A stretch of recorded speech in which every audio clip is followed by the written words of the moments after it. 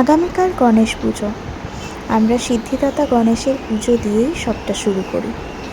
এবছর আমার মেয়ের আবদার ছিল গনু দাদাকে কিন্তু আনতেই হবে।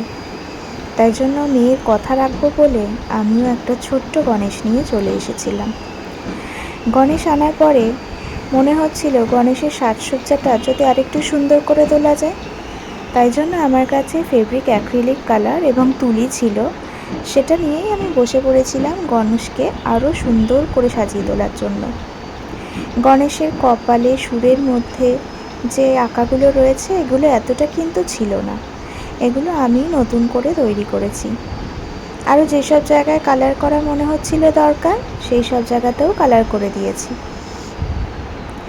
মেয়ে বলেছিল ঠিকই, মেয়ের আবদারেই যদিও আনা, তবুও আমিও তো একটা ছোটোখাটো বিজনেস করি, তাই ভাবলাম গণেশ পুজো তো করা যেতেই পারে। সেই জন্য কালকের জন্য তোড়জোড় নেওয়া শুরু করে দিলাম।